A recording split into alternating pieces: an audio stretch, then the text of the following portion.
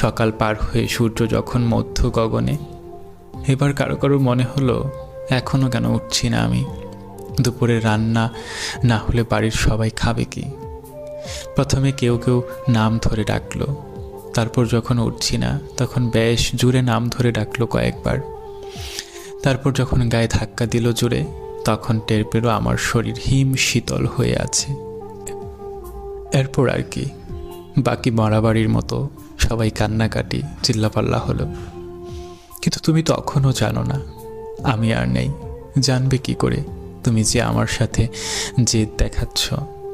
আগে কখনোই কল করবে না আমাকে তুমি।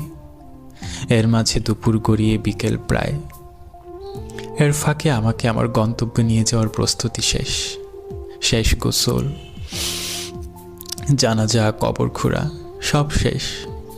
কিন্তু তুমি তখনও জানো না আমার নতুন ঘরে আমাকে নিয়ে যাচ্ছে সবাই। বাদ আসর আমাকে সবাই আমার নতুন ঠিকানায় রেখে এলো। এরপর হলো সন্ধ্যা, তবু তোমার থেকে শুভ সন্ধ্যা তোমাকে এই মেসেজটুকু আর এলো না। আসবে কি করে? আগে মেসেজ দিলে যে তুমি আমার সাথে করা তোমার প্রতিযোগিতায় হেরে যাবে। সন্ধ্যা পার হয়ে রাত হলো, তুমি রাতের খাবার একাই খেয়ে নিলে। অনেক সময় ভিডিও দেখলে, তারপর ফেসবুকে আসলে, কি মনে করে আমার ইনবক্সে আসলে। এসে দেখলে আমি আরও 22 ঘন্টা আগে অ্যাক্টিভ ছিলাম। একটু আশ্চর্য হলে, হয়তো একটু চিন্তিত হলে। প্রথমে ভাবলে আমাকে নিজে থেকে নক করলে তুমি হেরে যাবে। পরে ভাবলে দেই একটা কল, কিছু একটা বলে কথা অন্যদিকে ঘুরিয়ে দেব। কল করলে আমার নাম্বার বন্ধ, আবার করলে, আবার অনেকবার চেষ্টা করলে, বেশ কয়েকবার করলে, কিন্তু নাম্বার বন্ধ দেখাচ্ছে।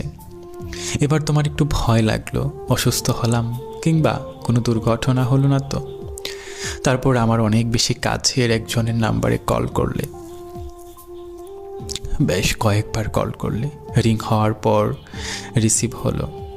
হ্যালো বললো প্রিয় মানুষটা আমার, কিন্তু কান্না বেচা কণ্ঠস্বর। তুমি একটু জুড়ে বললে কি হয়েছে, আমাকে খুঁজলে। ওপাশ থেকে জানিয়ে দেয়া হলো আমি আর নেই এই পৃথিবীতে। রাতে ঘুমানোর পর আর উঠিনি। এরপর তোমার অনুভূতি কেমন হবে? অবাক হবে, চিৎকার করে উঠবে, নাকি আপদ বিদায় হয়েছে ভেবে স্বস্তি পাবে? আমি জানি না সে সময় তোমার অনুভূতি কেমন হবে।